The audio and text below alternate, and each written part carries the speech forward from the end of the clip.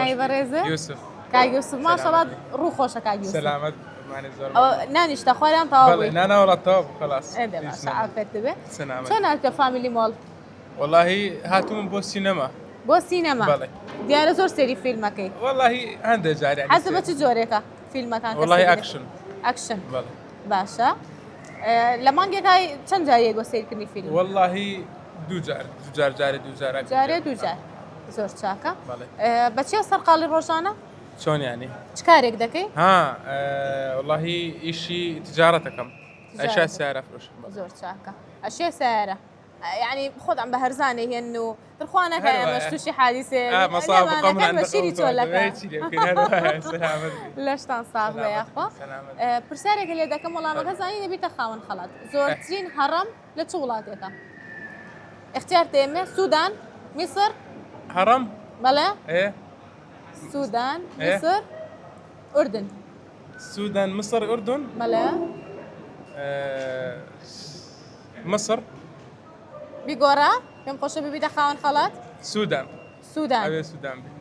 بس خوش والله ما كراس زاني تو زاني أريد باشا والله يعني باشا ده عندك وكيوه هو بيتكر فيها ودي ديانشي لا والله ده باشا ليش والله الصعب مصر. ليش تيجي خوش مبيشكش كاي يوسف شلون يعني بس هاتيكي خوش نكتك والله هيك من بيشي داني بوقتها السفر وش تزورك يا بابوني كاروا بله اي لك ناوتاريا نمطارا جون تاولي بزر نبوا والله جاري لترانزيتا ترانزيتم سينزا ساعات بو بلا والله انجا هني نخرج مسلم اي شا بلا ترانزيتا كم سينزا ساعات بو لقطر يعني بس وتم سلم ديشي بس واموت هيك منود زيادة اللوا دور رجع من يعني لقطر بجي هشتوا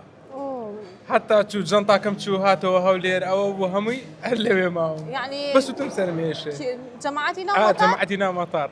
إجا أوها بوبوني وبو جنطة كم بزر اوه بدأ خوش تزور مهم شيء تيابو لا والله يجي كبرقي أنا والله خلينا نجلو بري مشكلة نبى بس تكري بيتو بتبين ترى خطأ ولا لا والله أنا اشتيوتي زور شاكا دست خوش بكا يوسف زور خوش حال بوين سبازو باش داري كنا تو برنامج كان يا مدبيني كا يوسف ما كسورك